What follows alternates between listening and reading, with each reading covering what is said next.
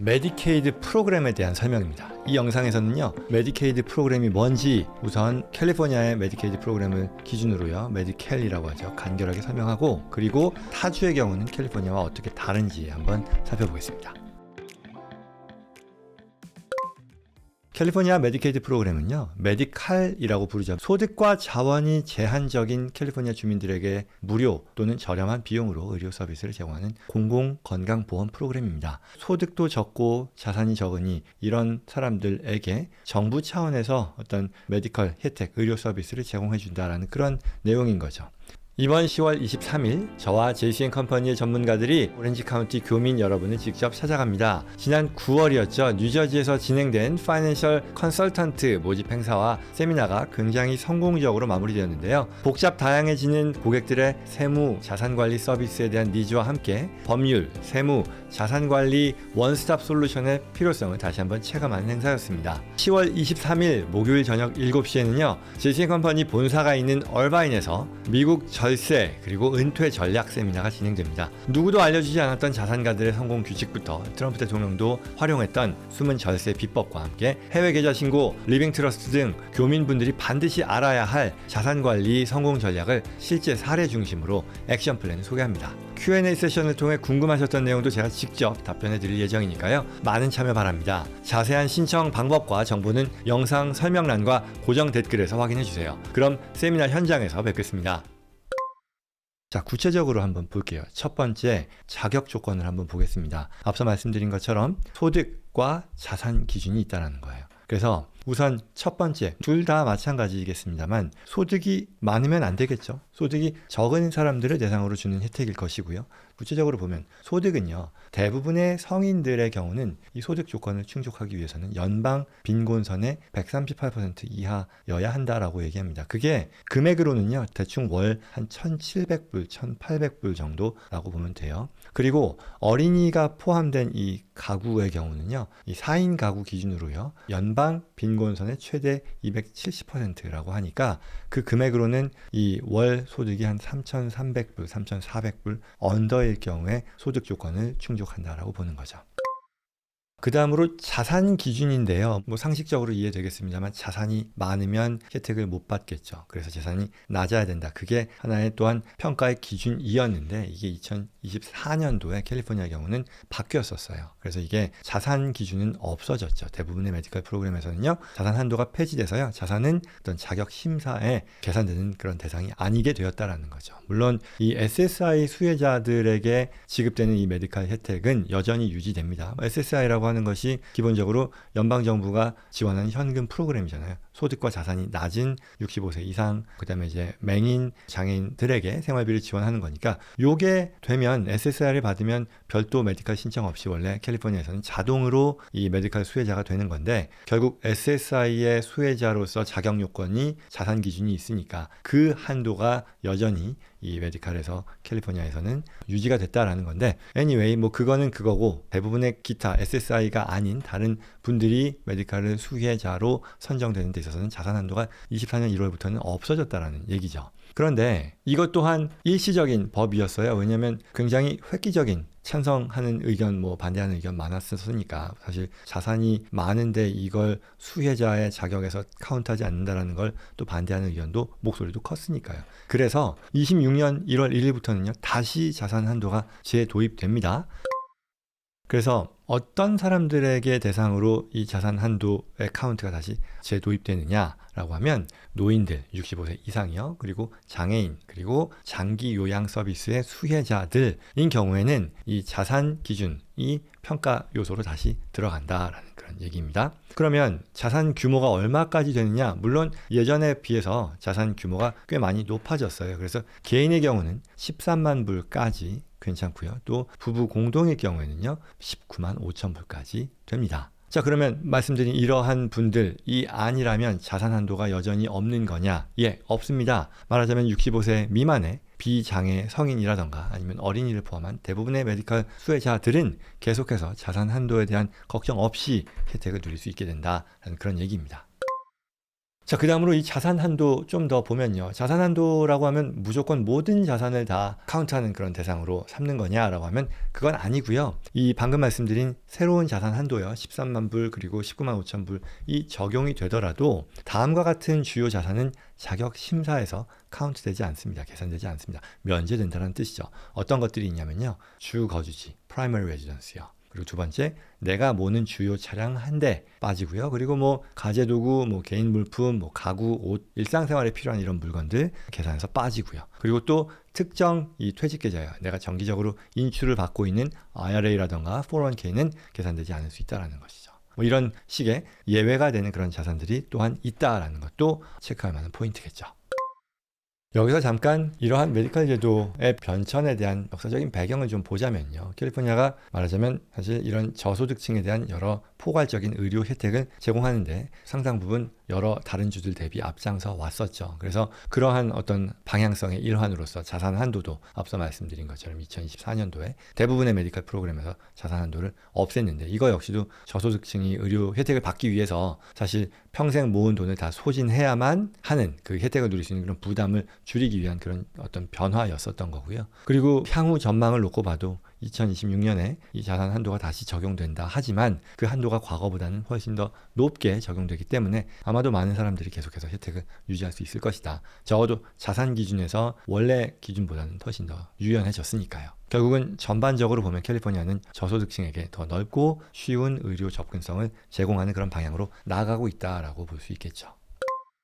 자, 그래서 먼저 메디칼의 자격 요건 살펴봤고요. 소득 그리고 자산 어떤 앞으로 방향에 대한 거 얘기했고요. 그럼 두 번째로 또 많이 따지는 것이 룩백 규정이라는 게 있다는 거죠. 자산 이전에 있어서 심사기간, 말하자면 내 자산 기준이 다시 살아났을 때 또는 원래 자산 기준이 있을 때 내 자산을 줄이기 위해서 남에게 또는 뭐 자녀들에게 증여하거나 트러스트 만들어서 옮기거나 이런 것들을 할 때 이걸 남용하지 못하게 해주는 그런 규정일 텐데, 말하자면 메디컬 혜택을 받기 위해 신청자가 자신의 자산을 다른 사람에게 증여하거나 아니면 또는 시세보다 저렴하게 판매해서 일부러 본인의 자산 한도를 한도 아래로 낮추는 그런 행위를 막기 위한 규정인데요. 여기서 중요한 거는요. 이러한 룩백 규정은 모든 메디컬 혜택에 대해서 적용되는 게 아니고요. 메디컬 혜택 중에 장기 요양 서비스에 대해서만 적용이 됩니다. 롱텀 케어 서비스에 대해서만 적용이 된다는 거예요. 그래서 우리가 오해하면 안 되는 것이 이러한 룩백 규정이 일반적인 의사 방문이라던가 병원 진료, 뭐 처방약, 뭐 이와 같은 일반적인 혜택에는 적용되지 않는다라는 거예요. 그래서 일반 메디컬 의료 서비스 다시 한번 신청할 때는 자산을 언제 이전했는지 룩백 룰을 적용해서 확인하지 않는다라는 그런 얘기, 장기 요양 서비스와 관련해서만 룩백이 적용된다라는 거죠. 그러면 그 기간이 얼마나 되느냐 하면요. 캘리포니아 같은 경우는 과거 30개월, 그러니까 2년 반이죠. 의 금융거래를 살펴본다는 거죠. 그 사이에 어떤 증여나 앞서 말씀드린 것처럼 시가 아래로 현저한 아래 가격으로 매각을 했을 때, 내 자산을 줄였을 때 이런 것들에 대한 페널티를 부과한다는 얘기죠. 그런데 다른 대부분의 주들은요. 60개월, 5년입니다. 그러니까 캘리포니아가 그것도 좀 더 혜택을 준다라고 볼 수 있겠죠. 절반이니까요. 그러면 도대체 페널티가 뭐냐? 룩백 기간 동안에 어떤 자산을 부당하게 이전한 것이 발견되면 어떤 페널티가 있느냐? 해당 금액을 기준으로요. 페널티 기간, 혜택을 못 누리는 기간을 정하게 된다는 거죠. 그래서 이 페널티 기간 동안에는 신청자는 이 메디칼을 사용한 그 장기 요양 서비스 혜택을 받을 수 없고 내가 필요하다면 사적으로 비용을 지불해야 된다는 거죠. 예를 들어서 어떻게 계산이 되는지 좀 보면요. 페널티 기간이 된다라고 얘기했잖아요. 그래서 내가 예를 들어 그 룩백 피리어드 동안에 부당하게 이전되었다라고 판명되는 그런 자산이 뭐 10만 불이 있었다라고 칠게요. 그리고 이 캘리포니아에서의 어떤 장기 요양 평균 월 비용이 10,000불이었다라고 칠게요. 그러면 이제 10만 불 divided by 10,000불이 되는 거예요. 그러니까 10만 불에서 나누기 10,000불이니까 10이죠. 10개월 동안 이러한 혜택을 누리지 못하는 그 페널티 기간에 적용을 받게 된다는 그런 얘기입니다. 그런데요, 또 하나 주목할 만한 것은 이 룩백 규정이요, 캘리포니아에서는 2026년 7월까지만 적용되고요, 완전히 폐지가 됩니다. 물론 이게 또 연방 차원에서 이걸 막을 가능성도 있긴 하지만 적어도 지금 캘리포니아의 이 정해진 규정에 따르면 2026년 7월부터는 이 룩백도 더 이상 적용이 되지 않는다라는 또 변화가 예고되어 있습니다.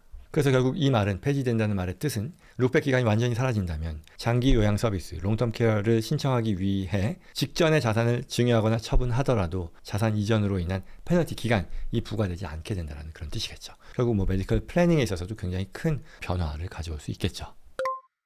자, 그 다음으로 세 번째, 많이 또 묻는 그런 내용 중에 이 사망 후의 환급 규정이죠. estate recovery라고 하는데요. 이에 대한 내용, 그리고 또 예외되는 그런 부분을 보자면, 이거는 메디컬 혜택을 누린 사람들에게 사망 후에 본인의 자산에서 그 비용의 일부 또는 상당 부분을 다시 국가가 가져가는 그런 거죠. 특정 메디컬 수혜자가 사망한 뒤에 그들의 재산에서 생전에 제공받은 의료 서비스 비용을 국가가 회수해 간다라는 그런 제도일 텐데요. 여기에 대상도요, 모두에게 해당이 되는 거 아니에요. 뭐냐면, 자, 두 가지가 있는데요. 연령 면에서는요, 메디컬 혜택을 55세 이후에 받았거나 또는 나이에 상관없이 영구적으로 어떤 이런 시설에 수용되면서 혜택을 받았던 그런 사람이어야 되고요. 또 이들로서 혜택의 유형도 장기 요양 시설 서비스, 또 가정, 지역사회, 기반 서비스, 그냥 롱텀 케어라고 보는 게 맞을 텐데요. 이와 관련된 비용에 대해서만 환급되는 그런 대상이 된다라는 거죠. 그러니 그렇지 않고 일반적인 의사 진료, 외래 진료, 아니면 예방접종,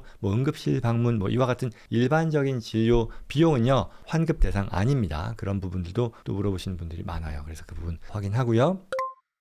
그러면 환급 대상이 되는 그런 비용들에 대해서는 어떤 자산들을 사용해서 이제 환급하게 되느냐, 이겠죠. 그러면 이 자산은요, 유언 검증, 프로베이스의 대상이 되는 재산들에만 해당이 됩니다. 예컨대 내가 여기에 해당되는 자산이 없다면요, 내가 롱텀케어 이 비용을 메디컬에서 받았다 해도 그게 사망 후에 내가 다시 국가가 회수해 갈 수 없다는 그런 얘기가 되는 거죠. 그 밖에도요, 또 환급을 청구하지 않는 그런 예외적인 경우도 있어요. 뭐냐면 대표적인 거는 생존 배우자, 돌아가셨을 때 생존 배우자가 있는 경우, 그리고 또 21세 미만의 생존 자녀가 있는 경우, 또는 장애가 있는 생존 자녀, 또는 블라인드죠, 맹인인 이 생존 자녀가 있거나 이런 경우에는 이 환급에서 예외가 된다라는 겁니다.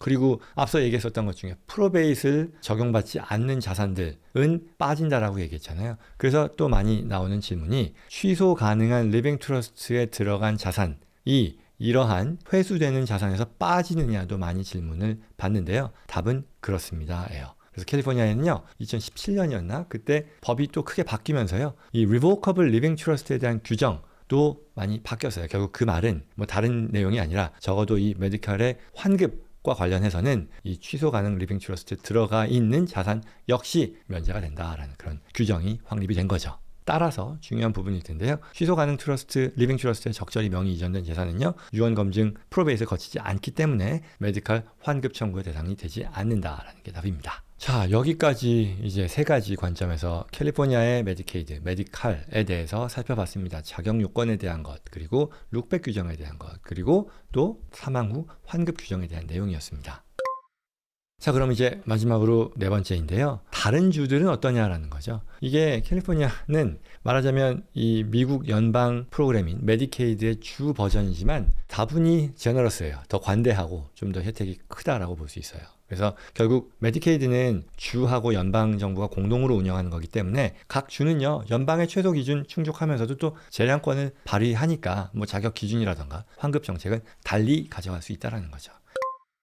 그래서 마지막으로 이 캘리포니아와 다른 주들을 하나하나 다 따져볼 수는 없으니까 일반적으로 차이가 나는 부분 세 가지 정도 영역을 살펴보면요. 자, 첫 번째요. 아까 캘리포니아는 자산 기준 없었잖아요. 근데 자산 기준이 대부분의 주에서는요, 꽤 엄격합니다. 그리고 그 금액도 굉장히 낮아요. 그래서 특히 롱텀 케어 대부분의 주에서는요, 롱텀 케어 받기 위해서 1인당 자산 기준이 2,000불이에요. 굉장히 낮죠. 그리고 이게 굉장히 엄격합니다. 그에 반해 캘리포니아는 아까 말씀드린 것처럼 자산 한도가 2024년부터 25년은 없죠. 26년부터는 13만 불, 개인일 경우에는 그렇게 재도입된다라고 했죠. 재도입되지만 금액이 훨씬 더 높으니까 캘리포니아가 훨씬 더 제너러스하다라고 볼 수 있는 거고요.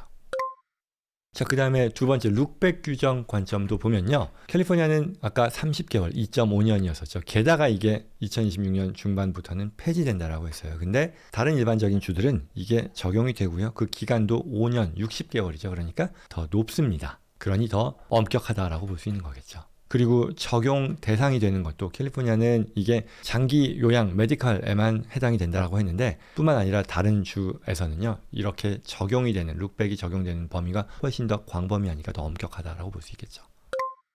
자, 그 다음에 세 번째, 이 사망 후 환급 규정에 있어서도요, 연방 기준뿐만 아니라 많은 주들에서는요, 이걸 굉장히 광범위하게 적용합니다. 따라서 앞서 얘기했었던 그 취소 가능 리빙 트러스트도 캘리포니아에서는 이게 환급 대상 재산에서 빠지지만 다른 웬만한 주에서는 그렇지 않아요. 트러스트 자산 포함되고요. 또 조인트 테넌시 자산 이런 것과 같이 이 프로베이스를 피하는 자산까지도 포함해서 청구하는 경우가 많다. 다른 주들이 그렇다는 겁니다. 그에 반해 캘리포니아 앞서 말씀드린 것처럼 이러한 것들 중에서도 특히 이 취소 가능 리빙 트러스트에 들어간 자산도 프로베이스를 피할 수 있고 그렇기 때문에 이런 사망 후 환급 대상 자산에서 빠진다라는 말씀 드렸습니다. 요약하자면 캘리포니아의 메디칼 제도가 자산 한도, 룩백 기간, 또 사망 후의 환급 범위 등 거의 모든 주요 측면에서 미국 내 다른 주들보다 수혜자들에게 더 관대한 정책을 유지하고 있다라는 그런 얘기겠죠.